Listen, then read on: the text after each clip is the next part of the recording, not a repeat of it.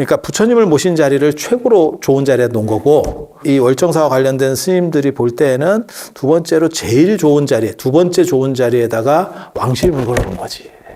이해가 됩니까? 그래서 그 자리가 좋다. 그 얘기를 하려고 한 30분을 돌아왔어. 내가 왜 이 얘기하고 있는지 이제 알겠지? 정초 대방출입니다. 정초 특집으로 제가 해드리는 거예요. 이거 내가 쉽게 가르쳐 주지 않는데, 우리끼리만 알자고.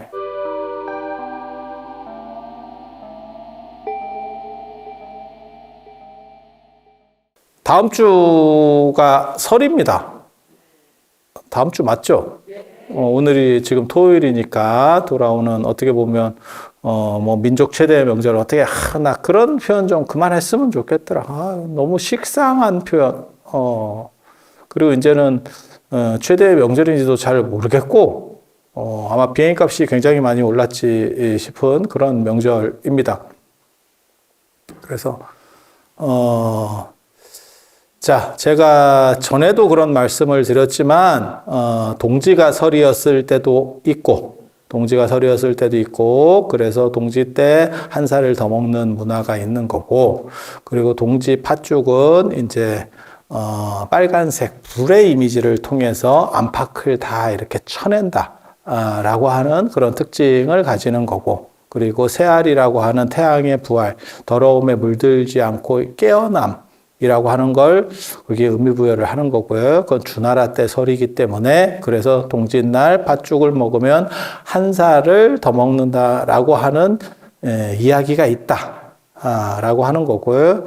그리고 또 이제 또 다른 설, 그게 이제 1월 1일, 음력 1월 1일이 되죠. 그게 이제 음력설, 예전에는 구정이라고 불렀고, 그렇게 해서 이제 그때는 빛으로다가 몸을 씻는, 그래서 이제 떡국을 먹는다. 그리고 떡국이라고 하는 것은 흰색을 통해서 기람을 나타내고 모든 삿된 것들을 다 물리치는 것을 근간으로 한다.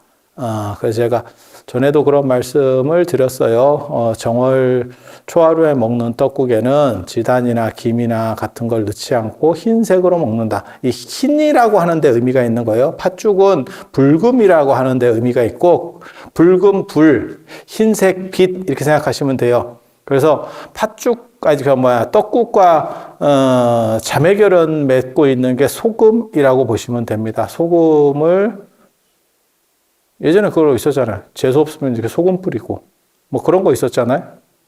지금은 말 같지도 않은 일이지만, 예전에는 시장에서 장사하시던 분들이 마수거리로 첫 손님으로 여자가 오면 뒤에다가 이게 도대체 무슨 만행 같은 일인가? 손님인데 손님 등 뒤에서 소금을 뿌렸어요. 아니, 맞는 얘기잖아요. 있었던 얘기, 지금 있다는 얘기가 아니고 있었던 이야기. 그리고 요즘 같으면 그거 진짜 유튜브 같은 데 찍히면 난리 날 거예요. 그거 막 절단이 날 거야, 그 가게가. 그런데 그때는 그랬었죠. 그래서 소금이라고 하는 흰빛, 그런 어떻게 보면 흰색과 관련된 그런 흰색 동맹, 백색 동맹이 있고, 그다음에 붉은색 동맹도 있습니다. 그게 이제 팥죽 말고 황토가 있고, 그다음에 고추가 있습니다. 고추. 다 붉은색 동맹. 그러니까 붉은색으로 불을 가지고 안 좋은 것들을 물리치고, 그럼 그다음에 밝음으로써 파사현정하고 어두운 것들을 다 떨쳐내고, 그렇게 해서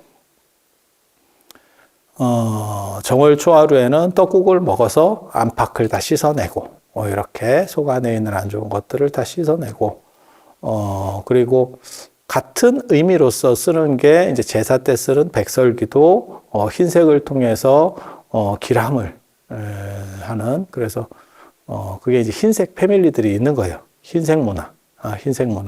그래서 그게 이제 빛을 상징하는 거고, 그래서 그런 두 가지가 있고, 또 한 가지 말씀드리면, 옛날에 또 한 가지의 기준이 있었죠. 예전에는 농사라고 하는 게 굉장히 중요한 의미를 가지고 있기 때문에, 지금은 뭐 농사라고 하는 게 별게 없죠. 별게 없죠. 하지만 예전에는 농사가 농자천하지대본이었었잖아요. 나 그런 거 보면 왜 조선은 망할 수밖에 없었나를 정확하게 이해할 수 있지. 산업공상, 이래서 망했구나. 오늘날도 한국 경제가 산업공상으로 가면 농사를 중농주의를 채택하고 상업을 천시 여기면 끝나겠죠. 그건 그냥 생각해봐도, 우리가 지금 생각해봐도, 그래서,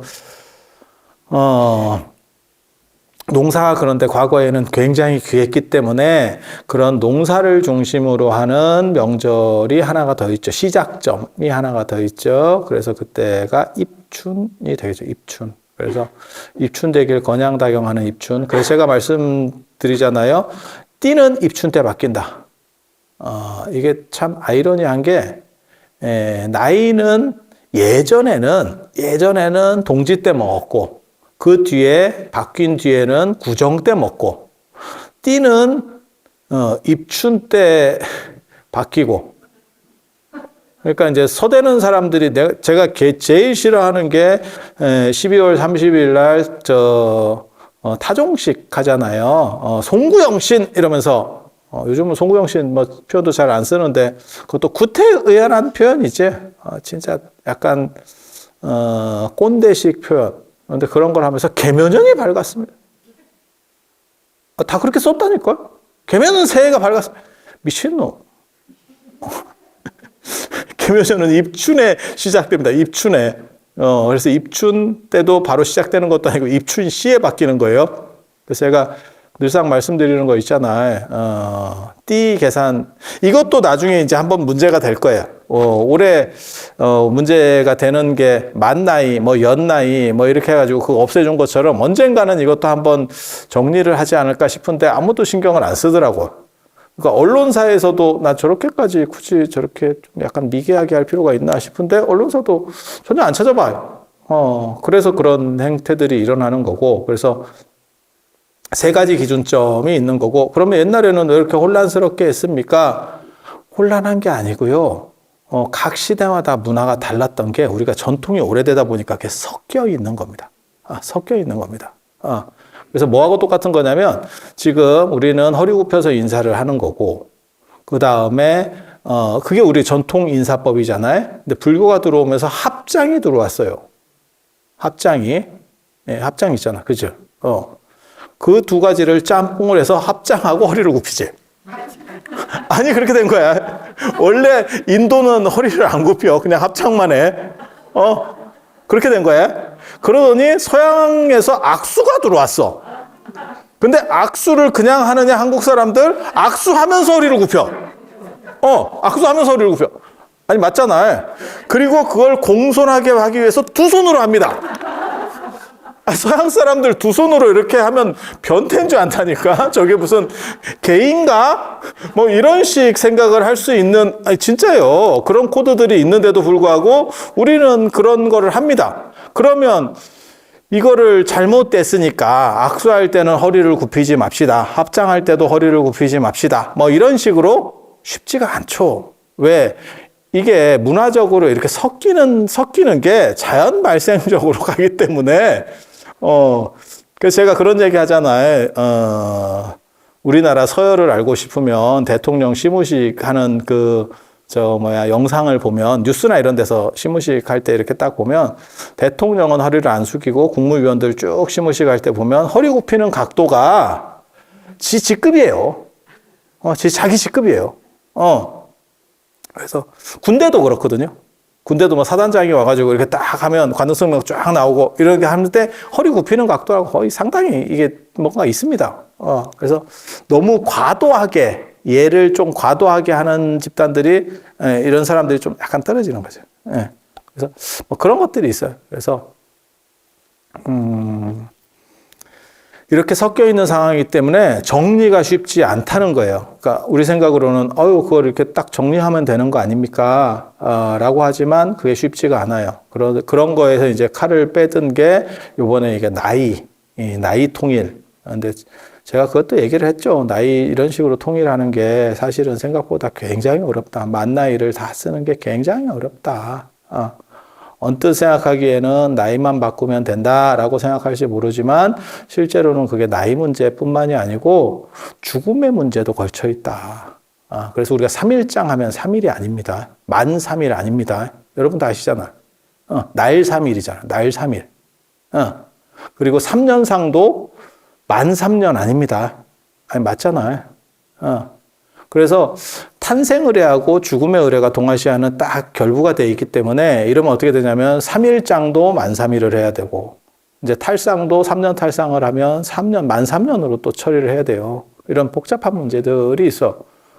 그런데 이제, 우리나라 정부의 특징은 그런 것들을 세밀하게 생각하지 않고 마치 언론에서, 타종식 끝나자마자 계면년이 밝았습니다. 라고 쌉소리를 하는 것처럼 똑같은 그런 행동들을 합니다. 옆에서 보고 있으면, 더럽게 무식하지. 그럼 우리 같은 사람한테 좀 물어보면 될 건데, 이런 사람들의 특징은 잘 안 물어봅니다. 그건 이제 좀 전문가들한테 자문을 좀 구하면 되거든요.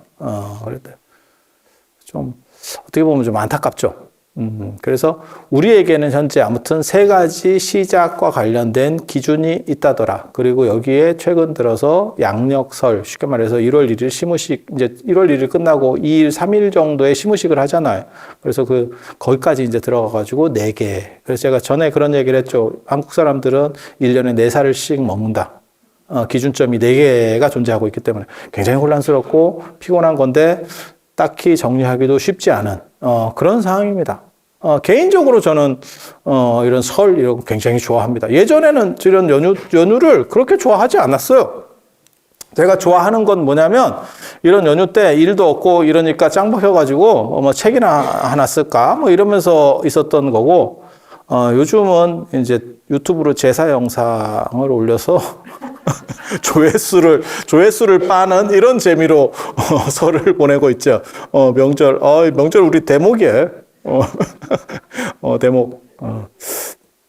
그래서 그렇게 있는 거고, 그리고 정월에는 이제 정초 기도를 합니다. 그래서 초 3일에 입제하는 데도 있고, 초 닷새에 입제하는 데도 있고, 이제 초 3일에 하면 조금 빠듯하고, 연휴가 끝나고 나서 바로 머리 돌리면 근데 요즘은 뭐 예전같이 이렇게 힘들지는 않아요. 사실 명절이라고 하는 게 예전보다 엄청 간소해졌죠. 그죠?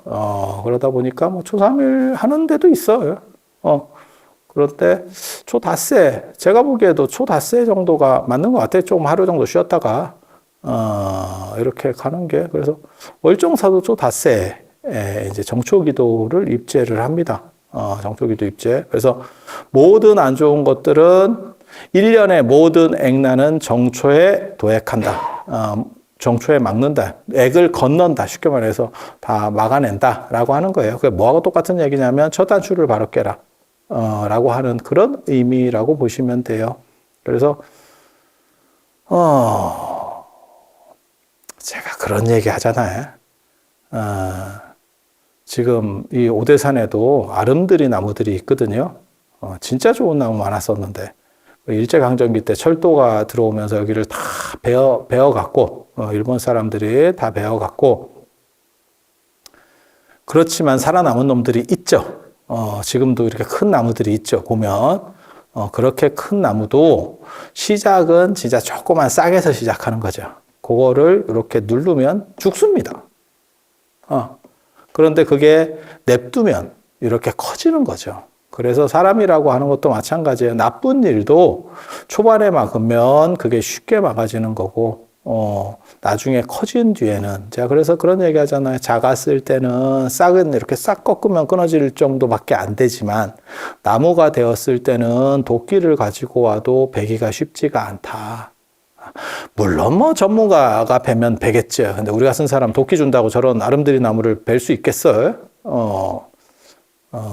도끼 주고 아름드리 나무를 베라고 하면 저는 뭐라고 할 것 같습니까? 뭐라고 할 것 같아? 갑자기 자연보호자가 되면 됩니다. 그렇게 나무를 베는 것은 정당하지 않다. 우리는 자연보호자이기 때문에 그렇게 가면 돼요. 그래서 1년의 모든 나쁜 것들도 그렇게 되는 거고 그래서 초반에 정초에 시작됐을 때 이렇게 조율을 잘 하면 큰 문제가 없다라고 하는 거고, 좋은 일도 마찬가지래요. 좋은 일도 초반에는 힘이 붙기 전에는 그것이 미약해서 잘 무너지는 거죠. 그래서 그때를 북돋아 줘야 되는 게 있고, 그래서 나무나 이런 것들도 보면 인도 가니까 그거 있던데, 인도에 가면 가로수 주변으로 요게 벽돌로다가 이렇게 첨성대 같이 만들어요. 주변을 이렇게 크게 감싸. 그래서 왜 감싸는 거 이렇게 보고 있으면 바로 견적이 나옵니다. 걔네가 소를 안 잡아먹어서 소가 이렇게 돌아다니거든요. 계속해서 도시를 돌아다니고 있거든요. 그럼 먹을 게 없으니까 나무를, 가로수를 심어 놓으면 그거를 자꾸 뜯어 먹어요. 애가 입이 나오면. 그러니까 가로수들이 크지를 못해. 처음부터 큰 나무를 심으면, 물론 뭐 좋겠지만, 이제 경제력이 안 좋으니까 작은 나무를 심어서 이렇게 키우는데, 너무 뜯어먹으니까 애가 결국은 죽습니다. 그래서 그거를 보호하기 위해서, 펜스를 설치하는 것도 아니고, 참, 인도는 진짜 대단해. 벽돌로다가 이렇게, 방어막을 만들어 놓은 거예요. 방어막을. 우리 생각에는 그 벽돌로 방어막 만드는 인건비면 어느 정도 큰 나무를 사서 소가 못 뜯어먹는 나무. 어차피 밑에는 나무에 그게 가지가 없잖아요. 아니, 맞잖아요? 그러니까 소키 이상 되는 나무를 심으면 될 건데, 하지만 놀랍게도 인도는 그 나무값보다 인건비가 더 싸지. 그래서 벽돌로다가 두르는 행태를 합니다. 야, 이거 뭐 진기하지. 그렇게 북돋아 놓으면 소가 잘 못 먹으니까 어느 정도 이상 커지면 그 다음에는 소가 먹으려고 해도 문제가 없죠. 그러니까 나쁜 일은 빨리빨리 재단에서 사라지게 하고 없어지게 하고, 그 다음에 좋은 일은 북돋아 주는 것. 그게 정초기도의 핵심입니다. 핵심. 그래서 지금은 이제 그렇게 안 하는데 요즘은 다 합동으로 하니까 그러는데, 제가 처음에 출가하고 그 다음에 그거보다 조금 더 이전 세대는 전부 독불공 했었어요. 독불공 아십니까? 독불공은 개인이 의뢰를 해. 그러니까 얼마를 주고 의뢰를 해. 자가용 아니면 어떻게 보면 렌트카 빌린다고 생각하면 돼. 그러면 그 집을 위해서 그 스님이 1시간 정도 불공을 해주는 거야. 그래서 예전에는 정초 때 이 독불공 때문에 스님들이 하루에 한 10시간 정도씩 했었어요. 계속해. 각 정각에서 계속 돌아가. 그런데 제 아는 스님이, 그리고 그 절에 영한 곳이 있었어. 산신각이 영엄하대. 참. 아니, 산신이 영엄하대. 산신각이 아니고 산신이 영엄하대. 강원도 절이었는데. 근데 그 산신이 실체가 있는 게 아니고 그냥 잘생긴 바위예요.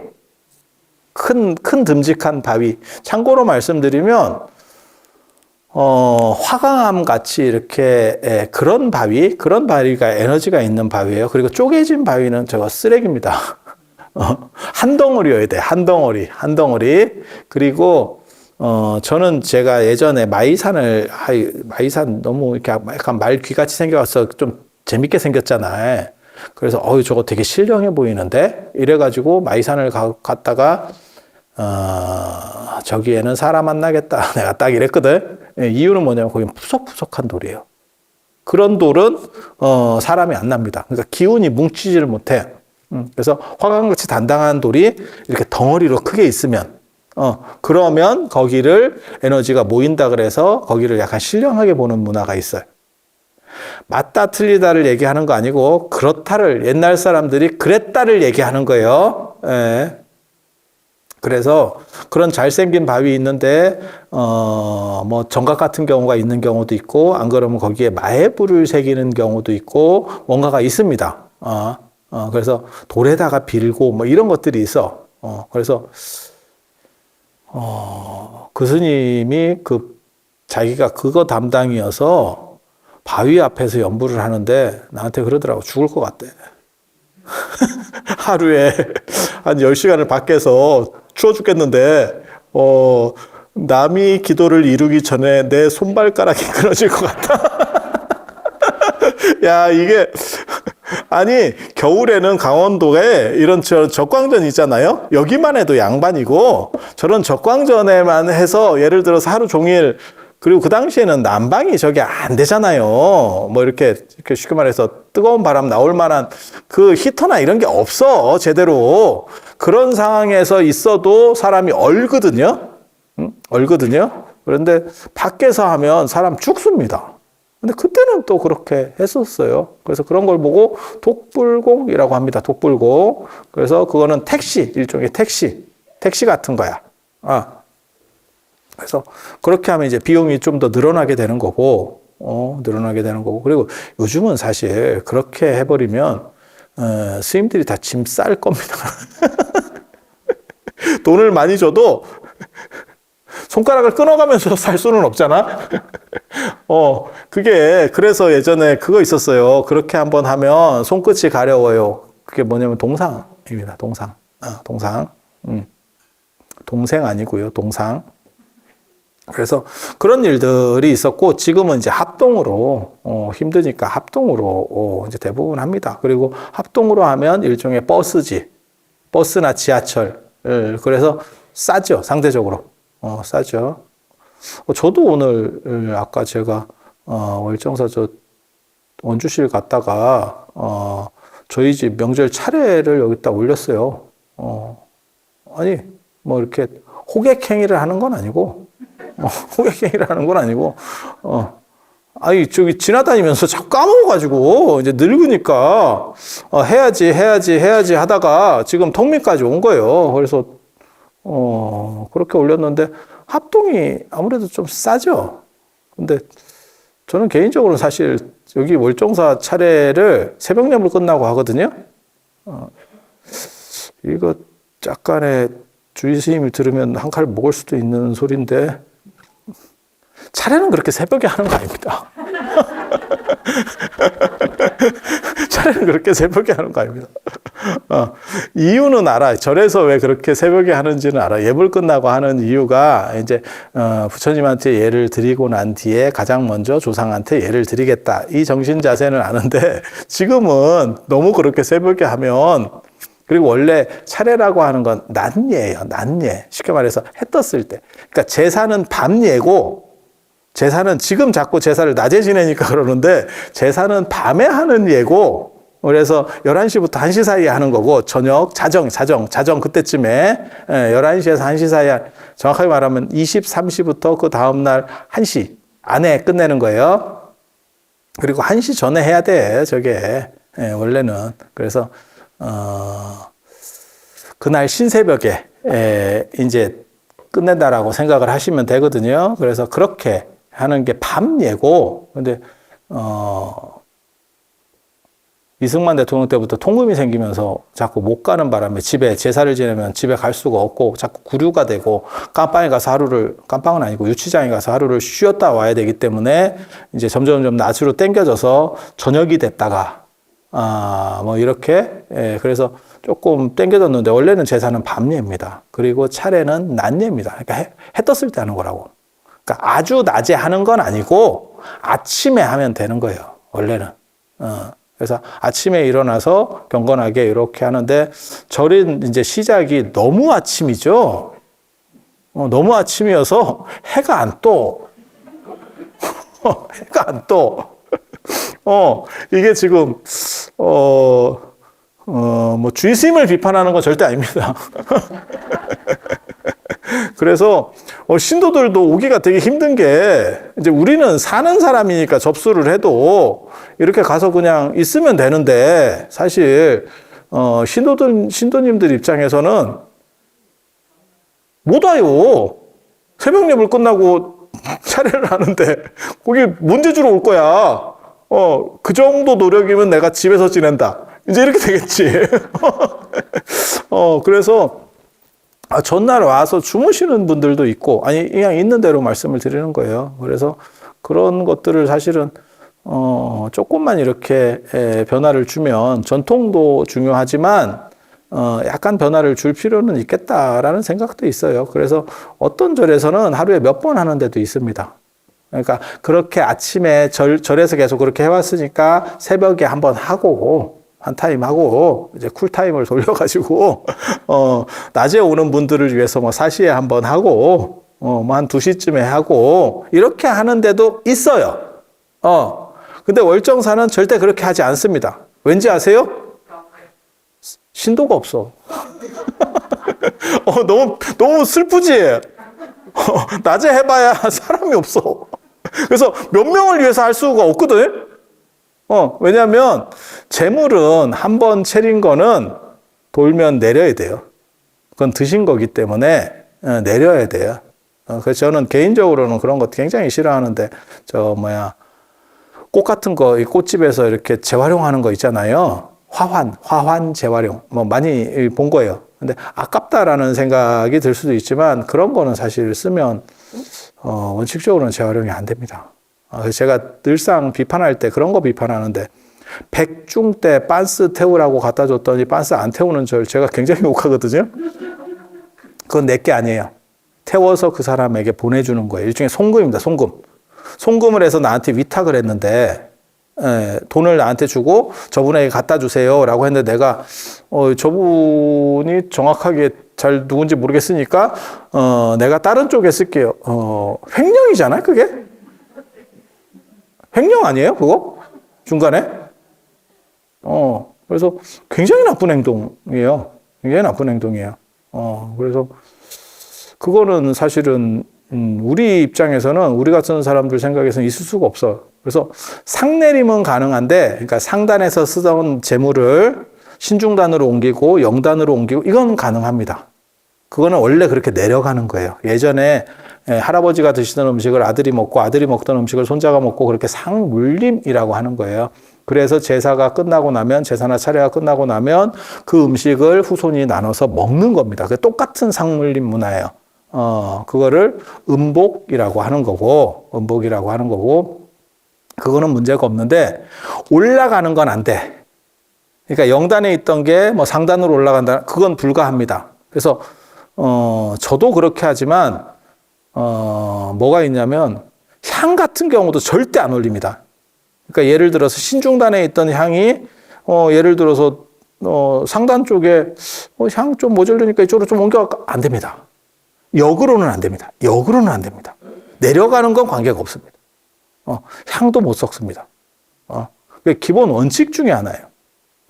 제가 만든 건 아니고, 우리는, 이런 원칙을 진짜 엄청나게 잘 지키느냐?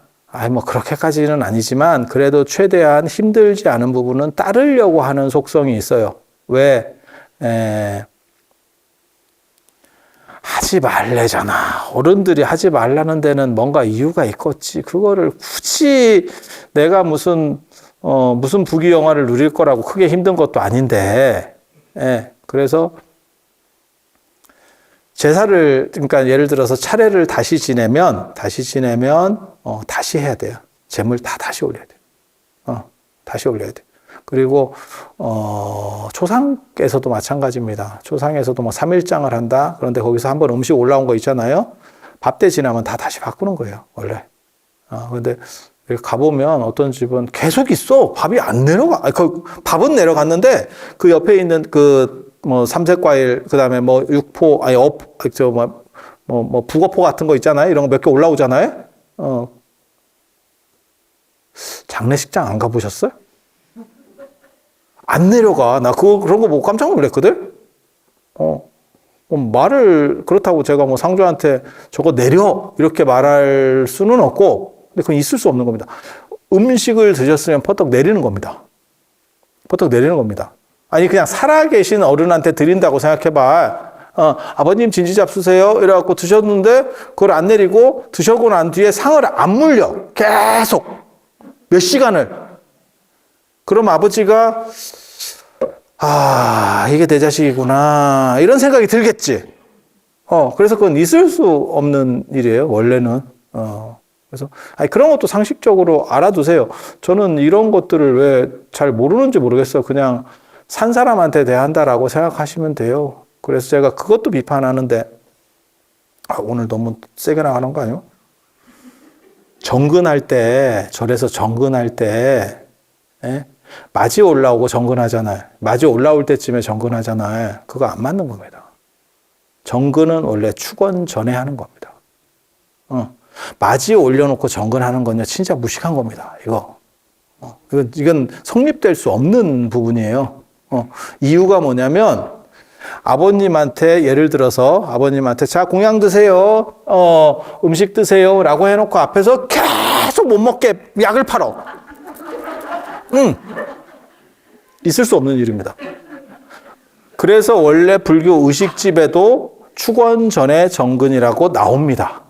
그런데 왜 지금같이 맞이 올라가기 전에 정근을 했냐면 예전에는 밥이 오락가락해요. 밥 시간을 딱 맞추기. 지금은 쿠쿠님께서 계시기 때문에 취사가 완료되었습니다. 이렇게 딱 나오거든?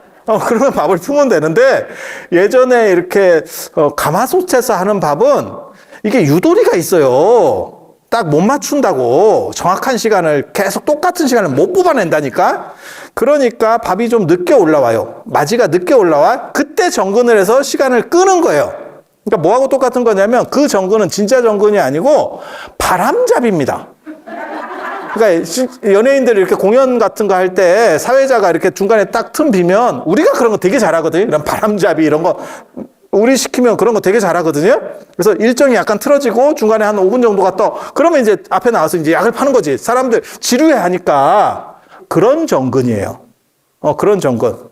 그렇게 해서 원래는 그거는 그 시간만 잠깐 하다가 맞이가 올라오면 바로 끝내고 그 다음에 계속 의식을 하고 그 다음에 맨 마지막에 축원 전에 정근은 길게 하는 정근이에요.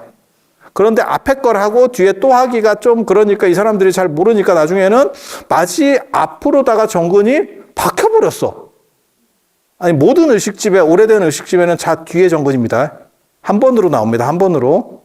그래서 그런 문제들이 있어요. 그냥 여러분들도 상식적으로 알아두세요. 물론 뭐 안다고 크게 사는데 도움이 되진 않아. 그리고 절대 다른 절에 가서 자연 스님이 그러더라. 당신은 틀렸어요. 이런 얘기 하지 마. 이런 얘기 하지 마. 그냥 알고만 있어. 나도 다른 절에서 그 스님이 그렇게 하면 그냥 따릅니다. 안다고 마구 얘기하는 거 아니에요. 그런 거는 상도덕이 없는 거예요. 상도덕이 없는 거예요. 그리고 사람이 제일 분노하는 때가 언제냐면 쉬운 걸 몰라서 틀렸는데 자기 밑에 사람한테 지적받았을 때 굉장히 분노합니다. 어려운 걸 몰라서 틀리면 크게 분노하지 않아요. 그게 뭐하고 똑같은 거냐면 사법시험은 떨어져도 사람이 창피해 여기지 않는데 운전면허 시험 떨어지면 말을 안 해. 나 떨어졌다 말을 안 해. 너 시험 그때 시험 봤다며 그렇게 됐어 이렇게 간다고. 그래서 이게 당연한 거를 허를 찔리잖아요. 좀 짜증납니다. 그래서 그런 거 말하면 분노 게이지가 순식간에 올라가요. 그래서 우리 같이 이제 교양 있는 사람들의 특징은 절대 그거를 고지해 주진 않아. 그냥 알아두시라고 얘기하는 거예요. 그래서 밥상 앞에 놓고 오랫동안 그렇게 떠드는 거 아니라더라. 그래서 실제로 좀 오래된 스님들 같은 경우는 맞이 올라오면 막바로 끊어버립니다. 정근 끊어집니다. 그럼 막바로 뚜껑 열고 다음에 넘어가요. 그래서 그런 차이가 있다더라. 물론 사시가 아니고 새벽이라든지 저녁 기도 때는 관계가 없어요. 그거는 밥하고 얽힌 게 아니잖아. 그래서 그런 정도 생각을 하시면 돼요. 그래서 정초에는 1년의 모든 나쁜 것들을 물리치는 그런 기도를 한다는 거 알아두시고, 월정사랑 관련해서 제가 영험한 기도 공간을 몇 가지 가르쳐 드려요. 정초 대방출입니다. 이유는 사람들이 정초 특집으로 제가 해드리는 거예요. 이거 내가 쉽게 가르쳐 주지 않는데 사람들이 조금 왔으니까 많이 왔을 때 가르쳐 주면 조금 그러니까 우리끼리만 알자고. 이 절에서 제일 좋은 자리 어디냐면 이 산에서 제일 좋은 자리, 그 다음에 우리나라에서 어떻게 보면 제일 좋은 자리, 적광전 자리입니다. 네가 어떻게 아느냐? 삼국유사에서 나오는 유일한 한 곳의 터명당, 그게 지금 적광전 부처님 자리예요. 그리고 거기는 불이 여러 번 났었지만 실제로는 그 자리가 계속 유지된 것 같아요. 너가 어떻게 아느냐? 탑과의 거리를 봤을 때, 그러니까 건물은 불에 타지만 탑은 불에 안 타거든요. 그래서 탑 자리를 갖추고 부처님 자리를 지켜볼 수 있어요. 그래서 그렇게 보면 저 자리는 계속 저 자리였던 것 같아. 상황으로 봤을 때. 그래서 저 자리가 제일 좋은 자리고, 그 다음에 요 근처에서, 이 경내에서, 제일 좋은, 두 번째로 좋은 자리가 삼성각 자리입니다. 삼성각 자리. 적광전하고 저 수광전 사이에 있는 조그만 삼성각 자리. 그러니까 예를 들어서 적광전 자리 부처님한테 가려고 했더니 쉽지 않아. 특히 저기 이제 보살님도 계시기 때문에 쉽지 않아. 이랬을 때는 두 번째 자리가 삼성각 자리 되겠습니다. 이게 기도라고 하는 게 내가 잘하는 것도 있지만 그 에너지의 버프를 받는 게 좋아요. 이게 밑에서 에너지가 쫙 올라오면, 제가 그런 얘기 하잖아요. 기도라고 하는 건 뭐냐, 전혀 가당치 않은 게 해결되는 건 아니고, 내가 운동선수, 예전에 그거 있었어요. 리우데자네이루 올림픽 할 때, 그때 신기록이 되게 많이 나왔었거든요. 옛날. 이유가 뭐냐면, 지대가 높아. 지대가 높은 데서 올림픽을 하니까, 사람이 좀 쉽게 말해서 가벼워진 거지. 그래서 그때 신기록들이 많이 나왔거든요. 그와 마찬가지예요. 그런 거 생각하시면 되죠. 그 마라톤을 뛰는데 날씨가 너무 더워요. 이러면 기록이 좋게 나올 수가 없어요. 그래서 자기 역량을 충분히 발휘할 수 있도록, 그게 이제 바람을 등지고 뛴다. 어떤 사람은 바람을 앞으로 막고 뛰고, 어떤 사람은 등지고 뛰고, 이러면 차이가 나겠죠. 같은 능력을 가진 사람이라면. 그래서 그런 게 일종의 버프를 받는 거고, 명당에서는 그 에너지가 올라와요. 마치 우물 생각하시면 돼요. 우물에서 물이 올라오듯이 기운이 올라오는 거예요. 솟구쳐 올라오는 거예요. 그래서 명당 에너지를 받으면 더 상대적으로 좋은 겁니다. 더 좋은 겁니다. 그래서 첫 번째 자리는, 여기서 첫 번째 자리는 적광전 부처님 자리. 거기 좋은 자리고요. 그 다음에 두 번째 자리는 저 삼성각 자리. 삼성각 자리. 거기 호젓하고 좋습니다. 거기가 좋은 자리인지 사람들이 몰라. 진짜라니까? 그래서 거기 맨날 비어 있어요. 근데 거기 메인 자리입니다. 네가 어떻게 하느냐? 이게 용맥이 이렇게 흘러서 내려오거든요. 삼국유사에 보면 뭐라고 나오냐면, 대산 오만지신조에 백두대간의 정맥이 이렇게 맺힌다고 나오거든요. 그게 적광전자리고, 그 맺히는 옆에 이렇게 틀면서 맺히거든요. 여기 바나나킥 같이 이렇게 휘거든요. 그게 지금 삼성각 자리입니다. 그 삼성각 자리 쪽에 원래는 뭐가 있었다고 추정을 하냐면, 지금 용선전이라는 정각이 있었을 걸로 추정을 합니다.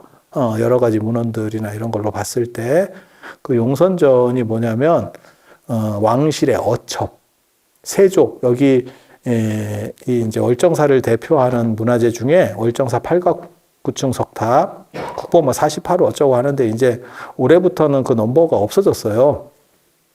문화재 물목에서 넘버를, 난 저런 짓을 왜 하는지 모르겠어요. 그냥 냅두면 괜찮을 것 같은데 또 그걸 없앴어요. 왜냐하면 문화재 물목을 보고, 그 넘버를 보고 상하를 규정하는 사람들이 있대. 그래서 뭐 남대문이 국보 1호예요, 동대문이 보물 1호예요, 이렇게 얘기를 하니까 남대문, 동대문이 최고인 줄 아는 사람들이, 이게 뭔 쌉소리인가 모르겠어요. 근데 국보나 보물은 대등관계입니다. 위치상으로는 대등관계예요. 다 그 정도의 가치를 가지는 중요한 문화재라는 뜻이에요. 그래서 사람들이 자꾸 숫자 때문에 뭐라고 한다 하니까 문화재청에서 숫자를 없앴어.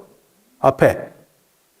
근데 무슨 문제가 벌어지냐면, 숫자가 없으면, 넘버가 없으면 이게 정확하게 쉽게 말해서 물목보다도 뭐 78호 방가사유상, 뭐 83호 방가사유상 이렇게 했을 때 뚜렷하게 들어오는 게 있는데 그게 흐려지는 거야. 그냥 둘 다 방가사유상 이러면 그거를 얘기하는지 저거를 얘기하는지 이제 이렇게 헷갈리는 거죠. 같은 제목으로 들어가 버리면. 뭐하고 똑같은 거면 나 이런 짓들을 도대체 왜 자꾸 이상한 짓들을 자꾸 하는지 정확하게 잘 모르겠는데 쓸데없는 짓을 지금 굉장히 많이 하죠. 가장 대표적인 것 중에 하나가 도로명 주소. 도로명 주소를 씀으로 인해서 무슨 일이 벌어졌느냐? 동 이름이 사라지면서 어딘지를 잘 몰라. 머릿속에 개념이 안 들어와. 옛날에는 내가 무슨 동에 살아요. 그러면 그 도시 안에서 위치가 거의 그 사람은 저쪽에 사는 사람, 저쪽에 사는 사람 뭐 이렇게 되잖아요. 근데 도로명 주소를 쓰면서 그게 백지가 됐죠. 그리고 그걸 알고 싶으면 스마트폰으로 찾아봐야 돼. 저 사람이 도대체 어느 동네 쪽에 사나. 그러니까 예를 들어서 뭐 내가 서초동에 살아요. 아니면 대치동에 살아요. 친하고 싶지. 친하고 싶어. 그런데 요즘은 도로명 주소로 가면 알 수가 없죠, 정확하게. 아니, 좋은 동네다, 나쁜 동네다를 규정하는 게 옳다라고 하는 게 아니고, 머릿속에 사실 지도 개념들이 들어오는 거는, 판단하는 데 있어서 상당히 유리합니다. 이렇게, 그래서 그런 거죠. 그래서 그런 거를 없애는 바람에 그 동네의 특징도 사라졌고, 보통 그 동네 이름이 그것과 관련돼서 가장 중요한 특징이에요. 그러니까 인사동 그러면 거기에 원각사라고 하는 옛날에 절이 있어서 사. 그 다음에 그 동네가 원래 부인방이라는 아전들이 살던 곳이 있어서 그래서 인사동. 거기는 아전들도 살았었고, 그 다음에 큰 절도 있었고, 원각사라는 절도 있었고, 이렇게 이제 머릿속에 들어오는 건데, 거기를 그냥 도로명으로 해버리면 이런 것들이 다 없어지는 거예요. 그래서 왜 그 동네 이름이 그런 줄 알아? 이러면서 이제 동네 유래 이런 것들이 나가게 되는데 그게 다 날아가는 거라고. 그래서 내가 보기에는 굉장히 무식한 행동이었던 것 같아요. 그러니까 전통 문화와 관련해서 스토리를 죽이고 그 다음에 우리 머릿속을 혼란스럽게 하고 그리고 연세 드신 분으로 하여금 계속해서 자기 집 주소를 잘 기억하지 못하게 하는 악덕 중에 악덕인데 뭐하러 그 짓을 하는지 잘 모르겠어요. 그래서 그런 것과 마찬가지로 실제로 이런 쓸데없는 행동들이 여러 번 있었습니다. 그래서 모르겠어요. 이게 도대체 뭘 의미해서 이분들이 그렇게 하려고 했는지는 저도 잘 모르겠는데, 아무튼 득보다는 실이 더 많을 것 같은 행동들이 있죠. 그래서,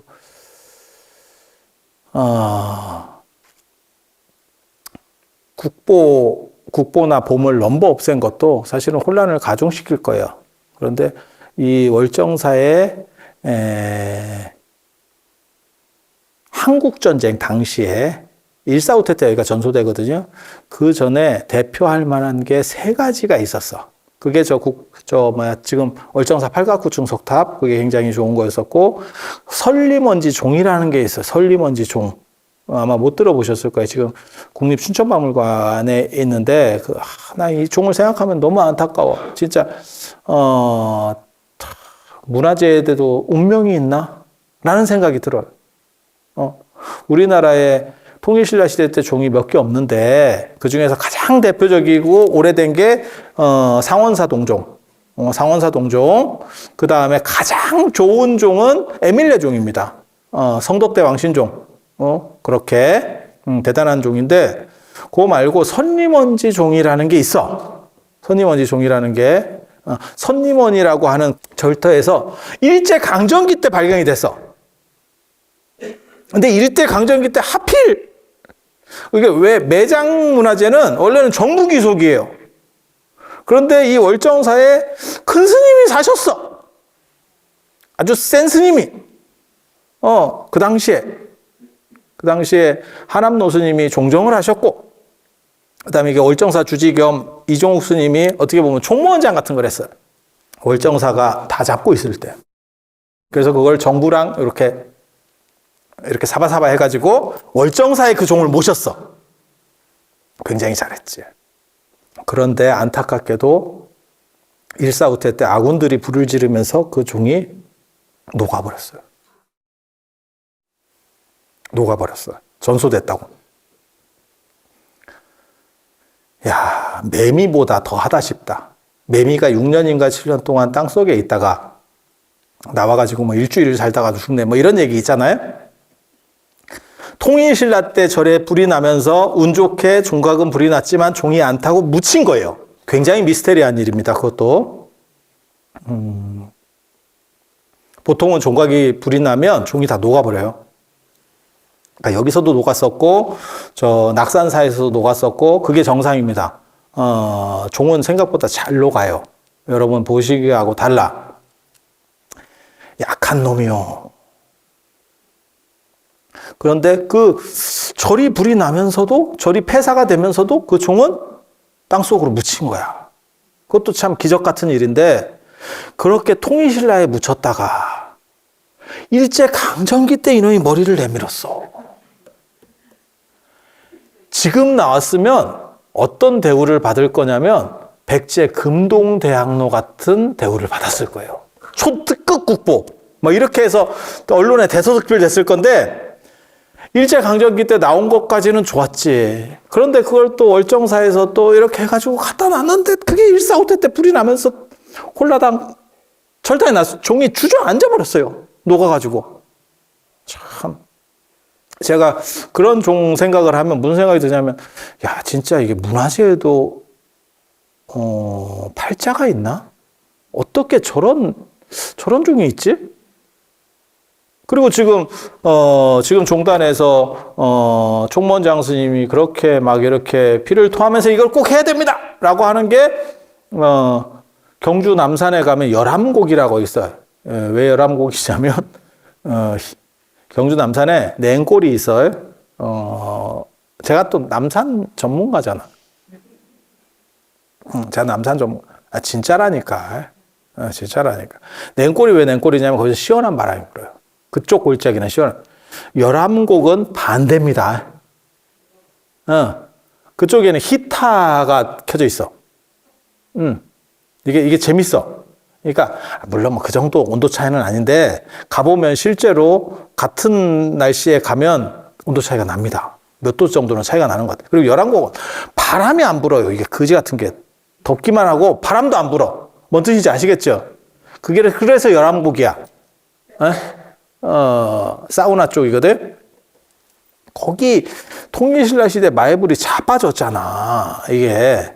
그런데 기가 막히게도 자빠지는 상황에서 한 5cm 정도가 탁 위로 맞으면서 얼굴이 그대로 살았지. 야, 저렇게도 되는구나. 저렇게도 되는구나 싶을 정도로. 그리고 그렇게 자빠진 상황에서 최근에 발견되니까 그게 대서특필이 되는 거예요, 지금. 야, 저렇게도 나타나는구나. 저는 그 열암곡 부처님을 딱 처음에 발견됐을 때 그 사진들 나오고 쫙 요즘은 이렇게 돌려찍기를 하면 어떻게 생겼는지 이렇게 안 세워봐도 어떻게 생겼는지 정확하게 나옵니다. 그 정도 기술이 없겠어요? 그건 제가 굉장히 깜짝 놀랐거든요.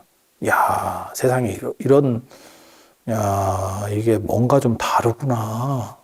굉장히 놀랐어요. 왜 놀랐는지 알아? 코가 진짜 빼쭉해. 우리나라 사람들이 원래 코가 이렇게 좀 뭉뚱하거든요. 뭉뚱하거든? 아니, 맞잖아. 그래서 무슨 생각을 했냐면, 한국 사람들은 코 빼쭉한 걸 그렇게 좋아하지 않았을 거야. 옛날 사람들은. 요즘은 서구식 영향을 받아서 이목구비가 뚜렷한 걸 좋아하고, 그래서 우리가 쌍꺼풀도 하고, 코도 이렇게 약간 이렇게 세우고, 뭐 이런 분들 있잖아. 그래서 저게 코가 세웠어, 뭐 어쩌고저쩌고 말이 나오면 코를 이렇게 한번 누르잖아. 나 안 세웠어요. 이러면서 이렇게. 그런 거 하잖아. 맞잖아. 그런데 그걸 보면서 무슨 생각했냐면, 야, 칼날 같은 코야. 빼쭉한 코야. 옛날에도 저거 좋아했네. 이 생각이 드는 거야. 지는 코가 낮지만, 야, 저거 좋아했네. 왜냐면 석굴암불상 볼 때도 늘상 그 생각을 하거든요. 석굴암불상이 이렇게 가슴을 까고 한쪽에 오른쪽 이게 가슴을 드러내고 있거든요. 젖꼭지가 드러나 있어, 한마디로 얘기해서. 그게 이제 노출을 좋아했다는 단서 중에 하나거든. 조선시대 불상은 그렇게 젖꼭지를 잘 안 내밀어요. 특징이. 그래서, 통일신라 때 이게 섹시한 걸 좋아했다라는 근거 중에 하나가 사실은 석굴암불상이 되거든? 그런데 나머지 마애불들도 많아, 남산에 가면. 하지만 코가 다 뭉개져 있어. 왜? 통일신라면 700년 이후기 때문에 한 1000년, 600년대 말부터 900년대까지 900년대 초까지가 통일신라니까 그때 만들어진 불상이면 1000년이 넘었잖아. 그러니까 아무리 화강암이고 바위가 단단해도 이게 날아가죠. 쓸리죠. 그리고 또 뭐가 있냐면 조선시대 때 여러분 선배님들이 아들을 낳으려고 좀 먹었어요. 좀 먹었다니까. 그 덕분에, 이게 조금씩 다 뭉뚱해요. 이렇게 가보면. 그래서 난 원래 그런 줄 알았다. 그래서 한국 사람들은 약간, 우리 닮은 사람을 좋아하는가 봐. 이렇게 생각했어. 웬걸? 그때도 이목구비 뚜렷한 놈 좋아했던 거야. 그래서 그런 식으로다가 발견되는 불상도 있고. 난 참 보고 있으면 놀랍지. 그렇게 발견된 선림원지종은 1000년을 묻혀 있다가 머리 티밀었다. 또 갔어요. 이게 뭐요 도대체? 이게 팔자인가? 이게 팔자인가 싶기도 하고. 참, 인생이라는 게 참 묘해. 그래서 월정사에 저 발각국 준성탑 말고 그 설림원지종은 지금은 녹아서 나중에 불나면서 화재로 불나면서 날아갔고, 그 춘천박물관에서 여기가 다 터밖에 안 남았으니까 그래서 그걸 가져갔고, 그 다음에 발각국 준성탑은 불을 맞아가지고 애가 약간 고등어같이 허리가 휘었어요. 근데 그거를 이렇게 돌려가지고 지금 맞춰놓은 거거든요. 돌도 불을 너무 세게 맞으면 한쪽으로 약간 틀립니다. 그렇지만 돌은 아시다시피 타진 않죠. 뭐 용암에서부터 시작돼서 그렇게 막 돌이 녹아서 시작된 건데 나무가 타서는 그 정도 열기가 전달될 수는 없거든. 아니 그렇잖아.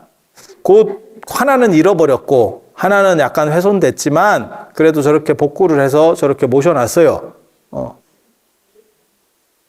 진짜 탑 만져보고 싶어? 탑? 제가 이런 얘기를 하면 될지 모르겠는데 우리나라 문화재는 진짜 내가 옆에서 봐도 너무 웃겨. 나 문화재 내가 전문위원인데도 저렇게 하나 싶어. 요 탑 중에 제가 불 맞았다 그랬잖아요. 불 맞아 뒤틀렸다 그랬잖아요. 그리고 오래된 거는 이게 돌이 통돌 같아도 거기에 조금씩 균열이 생기면서 물 들어가면 이게 깨집니다. 그래서 돌을 팍 갔어요. 저걸 보수하면서 원판이 좀 안 좋은 거는 떼어내고, 요즘은 그렇게까지 안 해. 요즘은 원판을 최대한 살려가지고 돌을 붙여서 이렇게 만드는데 저 지금 월성사 팔각구 충성탑 할 때만 하더라도 그 기술이 부족해가지고 바꿔버렸어. 이해가 되죠? 그러니까 진짜 원판 부재들이 몇 개 있다니까. 눈높이에 있다니까. 저기 부류각 있죠. 부류각. 저 부류각 압니까? 저 용금루 옆에 매장 옆에 종 옆에 부류각. 부처님 찌찌물. 부류각이 부처님 젖이라는 뜻이에요. 거기 이제 우물같이 이렇게 샘 있지, 샘. 샘. 거기서 요렇게 보면 거기 잔디에 그 원판 돌이 이렇게 쌓여 있어. 그게 영험한 돌이야. 그게 진짜 탑이야. 그게 진짜야, 진짜. 거기 가면 누가 신경도 안 써. 아무도 신경 안 써. 그러니까 원판은 방치돼 있고 돌 바꾼 걸 가지고 저걸 테두리를 눌러놨어. 되게 재밌어.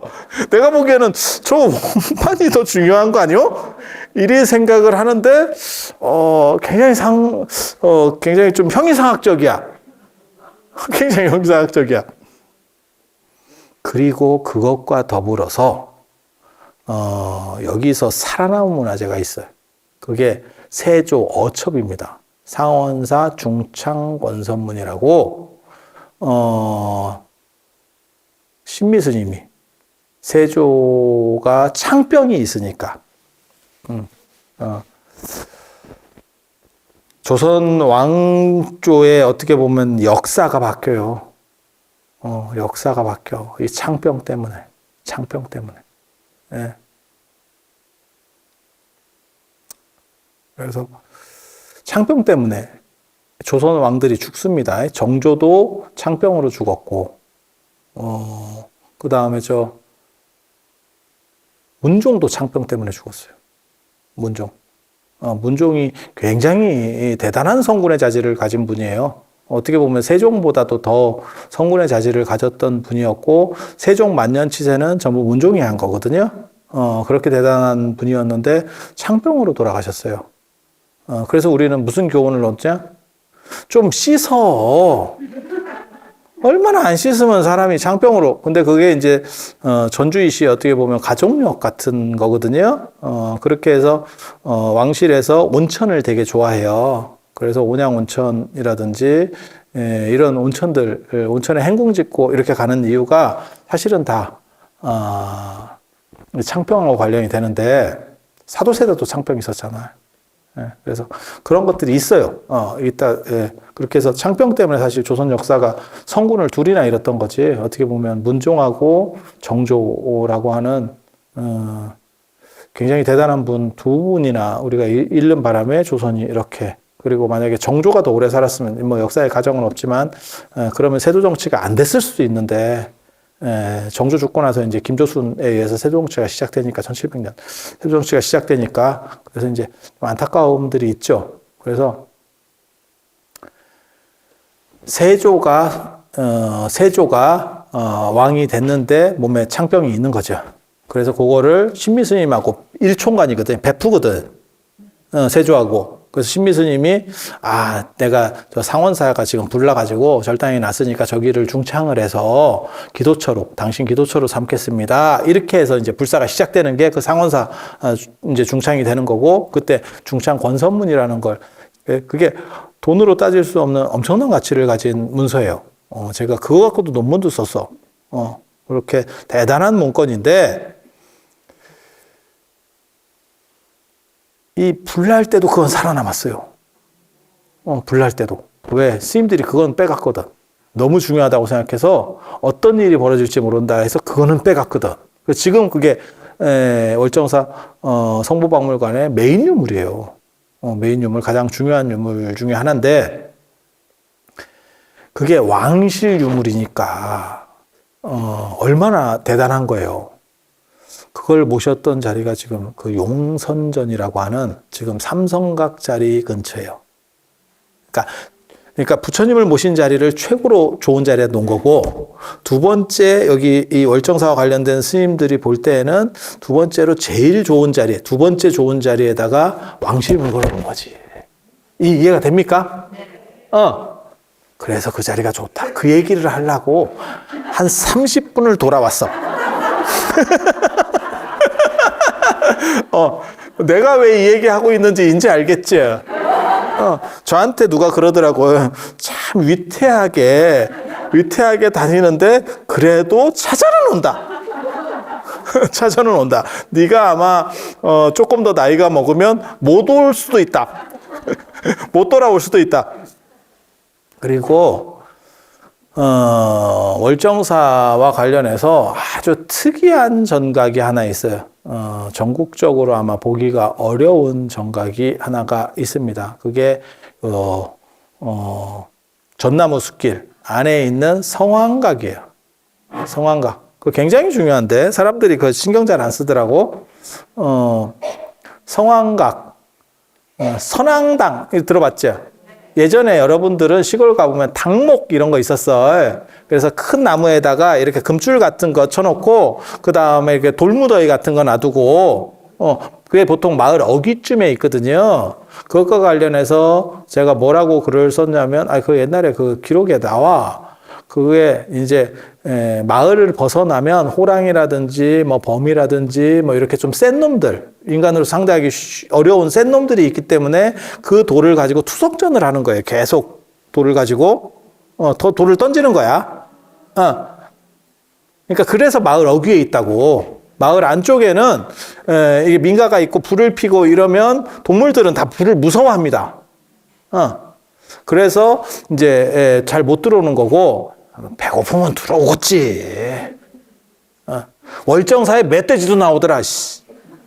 왜 나왔겠어? 여기까지 이 마당까지 왜 멧돼지가 왔겠어? 배고팠겠지. 예. 뭐 기도하러 왔겠어? 멧돼지가 저 기도 붙이러 왔는데 원주실이 어디예요? 이렇게 뭐 그렇게 하지는 않았겠지. 그래서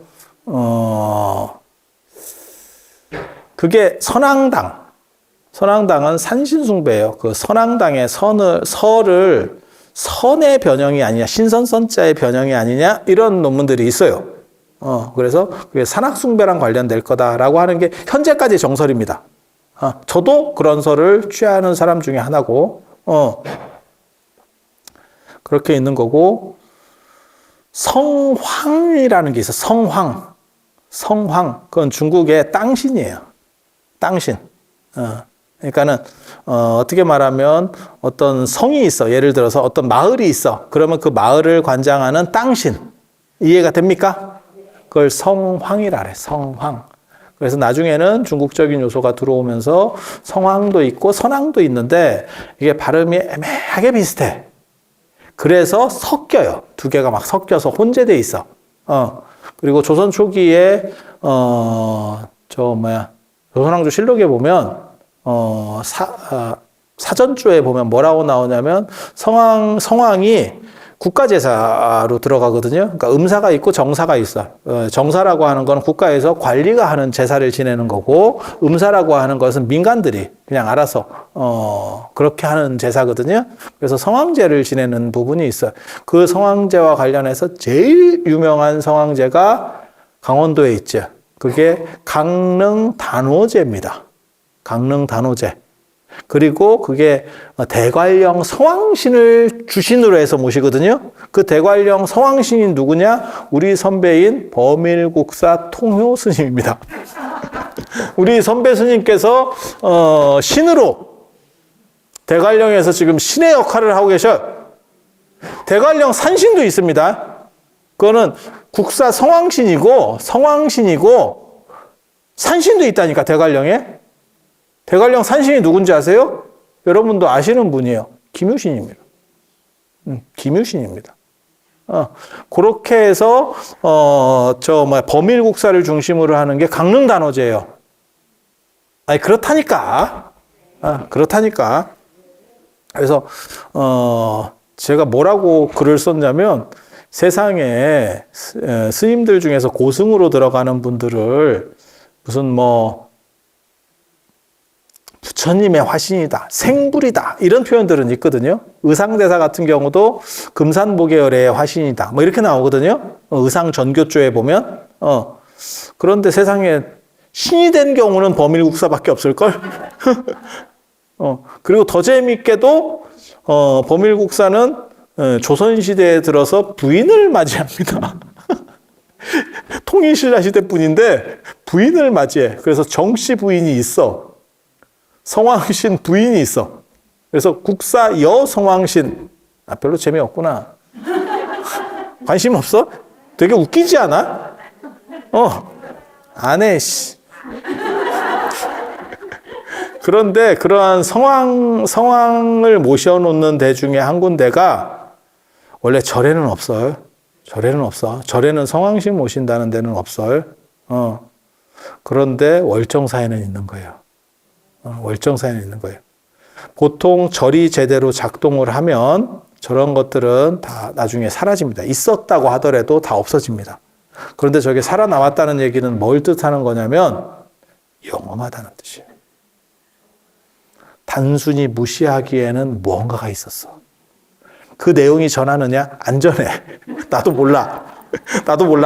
단 무언가가 있어서 살아남은 거야. 그러니까 제거 대상인데 쟤는 멀쩡히 있어. 그러니까 뭘 하고 있는 거냐면 우리식으로 말하면 알박기야. 제가 지금 알박기를 하고 있거든. 그것도 절 입구에 있어.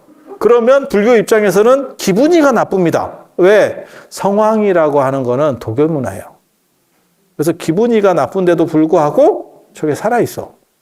그래서 저희가 정확하게 누가 뭘 이루었는지는 나도 잘 모르겠어. 하지만 분명한 건 영험한 뭔가가 있어. 뭔가 있어. 네. 그래서 그렇게 세 군데를 꼽을 수 있어요. 그래서 이 절에 오시면 그 세 군데를 이렇게 찍고 가시는 것도 괜찮아요. 참고로 말씀드리면 저 성황각은 원래 절 안에 있던 건 아니에요. 절 입구는 저기까지 아니었었습니다. 옛날에는 다리 건너, 주차장에서 다리 건너오는 정도쯤에가 절 입구예요. 조선 후기에 일주문 위치를 보면 그게 김홍도가 그렸을 걸로 추정되는 얼정사 그림이 남아있는데 거기 보면 일주문이 훨씬 후퇴되어 있거든요. 그래서 일주문 밖에 있었던 거야. 그래서 절에서는 저거를 그렇게까지 뭐라고 할 수 있는 상황이 아니었었어. 그런데 지금은 절이 훨씬 더 밖에까지 나간 거죠. 매표소. 그리고 여기 들어오시면서 못 봤어요? 지금 더 밖에까지 나가고 있지? 그러다 강릉까지 가겠어? 내가 월정사 교장 선생님이 오래 사시면 월정사가 강릉까지 가는 거 아닌가? 이게 동해 끝까지 가나? 이런 생각을 해. 계속 넓어져. 물론 여기 일주문, 전남숲길 시작되는데 일주문은, 옛날에 일주문 넓힌 거예요. 그러니까는, 옛날이 70년대 넓힌 거고, 그리고 나서, 절이 한 번 더 늘어났지. 지금, 주의 스님 계실 때, 저희 박물관도 들어서고, 명상마을 들어서면서 저 밑에까지 갔죠. 그러니까, 이제 경계를 다시 해야겠다라고 싶어서 지금 들어오는데, 문 짓고 있죠. 이제 거기로. 그래서, 이 어른이 오래 사시면 도대체 절이 얼마나 될까? 우린 절 안에서 운전 배워야 되는 거 아닌가? 난 면허도 없는데. 이게 참, 이게 쉽지 않은데. 제가 학교를 여러 군데를 다녔는데, 그 중에서 서울대도 나중에 한번 가보세요. 제가 논문 심사 때문에 서울대를 몇 번 갔었는데, 서울대 되게 큽니다. 버스 다녀. 학교 안에서 버스 다니는 학교는 제가 서울대하고 부산대밖에 못 봤어. 버스 다녀. 가봐. 진짜 커. 내가 예전에 부산대 다닐 때 뭐가 있었냐면 논문을 이렇게 검색을 하니까 저쪽 도서관이 여러 개가 있어요. 큰 학교는. 저쪽 도서관에 있어. 야, 나 걸어가다가 나 죽는 줄 알았다. 제가 만만히 봤다가 야, 이런 건 걷는 게 아니구나 라고 하는 거를 제가 어렸을 때 50원을 절약하게, 버스비 50원을 절약하기 위해서 버스 타고 가다가 졸아가지고 한강다리 건너서 내렸는데, 한정거장이 한강다리 건너야 그거를 내가 무슨 생각했냐면, 이게 건널 때 보니까 생각보다 이게 별로 안 멀던데? 이리 생각해서 한번 걸어왔다가 죽는 줄 알았어. 그때 겨울이었는데, 야, 이거 한강이 생각보다 한강다리가 엄청 길던데? 야, 그 인생 쓴맛 한번 봤잖아. 인생 쓴맛 한번 봤고, 그때 차비 50원이었었어. 근데 그때는 제가 초등학생이었기 때문에 그 50원이 너무 큰 돈이어서, 그때 진짜 인생 쓴맛 한번 봤고, 부산대에서도 그 자료 한번 찾는다고, 야, 그거 참, 인생이 그렇더라고. 근데 이제 늙어가지고 월정사에서 그런 상황을 맞게 되는 거 아닌가. 월정사 안에 무슨 셔틀이라도 하나 둬야 되는 거 아닌가 싶은 생각이 들어요. 그래서 여기 성황각이 원래는 월정사 경내에 있었던 건 아니에요. 월정사 땅에 있었던 건 맞아. 땅에 있었던 건 맞아. 그리고 왜 저게 있었냐면 저게 방어시설입니다. 누구로부터의 방어냐? 호랑이로부터의 방어. 호랑이로부터 방어. 이렇게 이제, 이렇게 산에 있고, 그 다음에 여기가 이제, 백두대간하고 연결이 되거든요. 이러면 호랑이 상습 출몰했을 겁니다. 그래서 그러니까는 무속적인 거라도 좋으니까, 불교가 꼭 아니라도 좋으니까 일단 살아야 될 거 아니에요. 이 생각을 하는 거예요. 이 생각을 하는 거예요. 그래서 남아있는 거야. 그래서, 가면 한 가지 소원을 확실히 들어준다는 거. 호환으로부터 보호해줘. 호환은 안 당한다. 호환은 안 당해. 내가 100% 장담하는데, 딴 건 몰라도 호환은 안 당해. 가서 한번 딱 하면, 여러분 몰라서 그래. 정초에 이렇게 예전에는 점 보는 문화 있었잖아요. 그럼 뭐가 나오냐면 백호대살 들어보셨어요? 올해가 뭐 검은 토끼의 해 뭐 이런 거 있잖아요. 그런 거 다 개구랍니다. 그런 거 좀 안 했으면 좋겠어. 그냥 상식적으로만 알아두세요. 갑, 을, 병정, 무기, 경신, 임계 이렇게 하잖아요. 10개잖아요. 10개. 이거 십간이라고 하잖아요. 십간. 이거를 갑을을 5행이 있어요. 5행. 목, 화, 토, 금, 수예요. 일주일 중에서 일, 월을 빼면 그게 5행이야. 일요일하고 월요일 빼면 일, 월은 음양이야. 해, 달이니까. 그리고 그 나머지가 5행이야. 그래서 우리가 일주일이라고 하는 게 사실은 음양 5행이야. 음양 5행이야. 그래서 5행에다가 10개를 맞춘 거예요. 그래서 갑을을 목, 병정을 화, 갑을, 병정, 무기, 경신, 임계를 목, 화, 토, 금, 수 이렇게 맞춘 거야.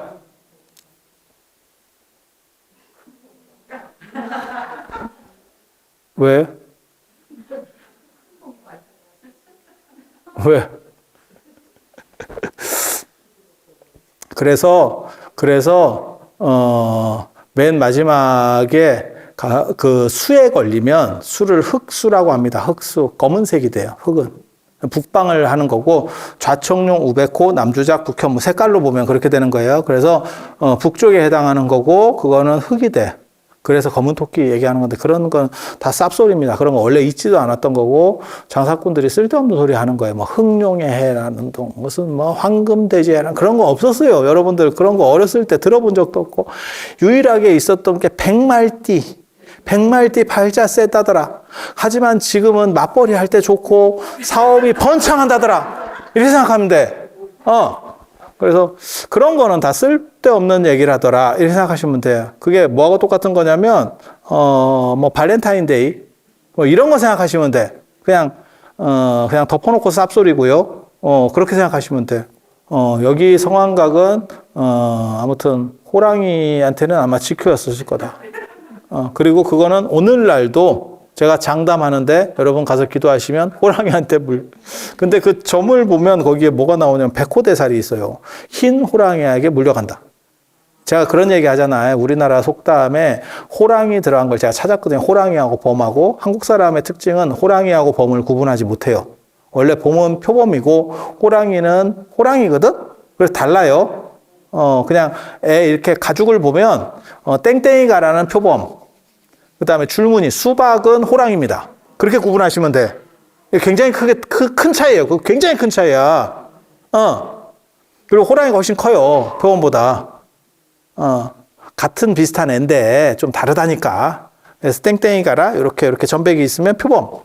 그러니까 우리가 사람들이 이렇게 볼 때 약간 특이한 사람들 이렇게 옷 입은 거 보면 호피 같은 거 입는 거 있잖아. 호피 패션. 누구는 뭐 빤스도 그런 걸 입더라고. 그런데 그런 거 이렇게 할 때 보면 그게 점이 들어가 있으면 그거는 범이에요. 야, 너 그 호피야? 이렇게 하지 말고 그건 범이야? 이렇게 해야 돼. 그리고 줄무늬면 수박이면 호랑이야. 이렇게 생각해야 돼. 그렇게 해서 호랑이 들어간 속담이 우리나라에 130개 이상이 있습니다. 저도 찾아보고 깜짝 놀랐어. 여러분은 놀라지 않지만 놀라야 돼. 왜? 보통 사람은 속담이 130개 이상 되는지도 몰라. 근데 호랑이하고 범 들어가는 것만 130개 이상이야. 그리고 한국 사람은 이 둘을 구분하지 않았어. 그래서 범, 호 이렇게 나오는 거야. 그러니까 우리는 다 그걸 범이라고 묶었던 것 같아. 그리고 한자 호랑이가 들어오니까 호로 쓴 거야. 그래서 범, 호. 하늘, 천 이렇게 가는 거거든. 그러니까 우리 전통적으로는 하늘이었고 중국 발음으로는 천이야. 이렇게 가는 거거든, 이게. 예. 그러니까 영어로 얘기하면 하늘 스카이 이렇게 부르는 거라고.